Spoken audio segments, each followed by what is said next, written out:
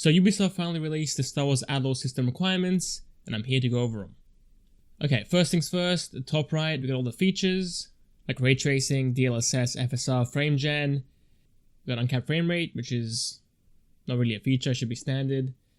And we got in-depth options as well, which again, should be standard for a PC port, but whatever.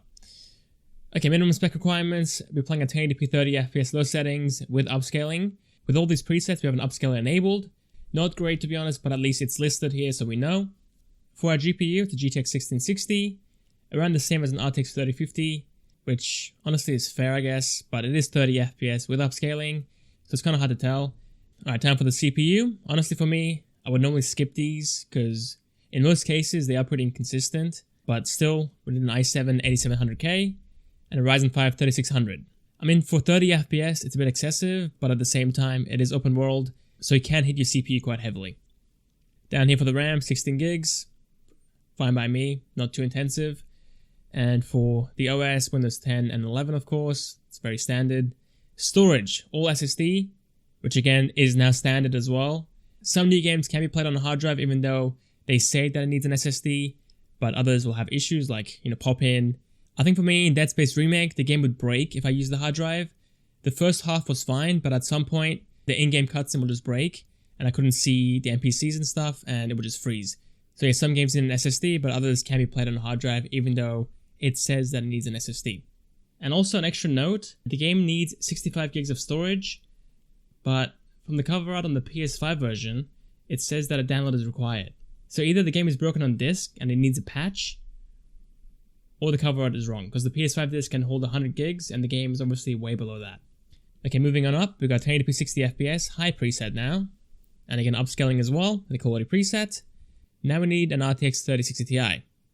I think if we had this at native, it would be pretty fair, because this card used to be good for 440p, same with the AMD card, but nowadays they are mainly 1080p cards, but in this game it's 1080p and upscaling, which is, it's kind of crazy, but it might look good still, so who knows.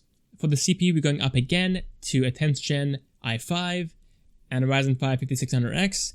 Makes sense, we're going from 30 FPS to 60 FPS, and from the low settings to the high settings. So obviously some settings in that preset are going to be CPU intensive, which is why the CPU is going up by 2 generations on the Intel side, and 1 gen on the AMD side. Moving up to 440p 60 FPS, high preset again, and upscaling of course. GPU wise, an RTX 4070, so an RTX 3080 as well, but with the 4070 it's only got 12 gigs, the 3080 can have 10 gigs, which might be an issue as well. The one that I have has 10 gigs, so we'll see when the game comes out. But if I was going to guess, I would say it's going to be fine, because back here we can use 8 gigs at 1080p, and playing at 440p isn't going to increase the VM usage by 4 gigs. So I think a 10 gig card will be fine here as well. Now I said this before, but this is the first example of the CPUs being inconsistent. We're playing at the high settings still, same as before, but the CPU is going up by a full generation, or for the AMD, a full class. It's the same preset, it's the high settings, nothing's being changed here except for the resolution. And the resolution is all GPU bound, so the CPU is not affected.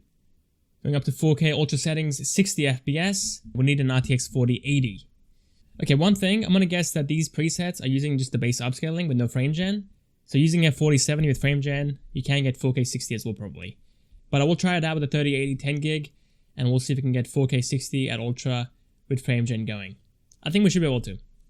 For the CPU, we're going up to a 12th gen i7 and a 5800X 3D. That's pretty wild for 4K 60, but again, we are playing at ultra, so maybe it spawns in more NPCs or has more things going on screen that needs a more powerful CPU. But again, for me, I normally skip or just ignore the CPU requirements, because again, in most cases, they are inconsistent or just wrong. So yeah, keep that in mind. And the rest, of course, is the same as before, 16 gigs, Windows 10 or 11, and the SSD storage. So yeah, that is the system requirements for Star Wars Outlaws. Hope you guys enjoyed it, thanks for watching, and I'll see you guys next time, next video. See you guys there.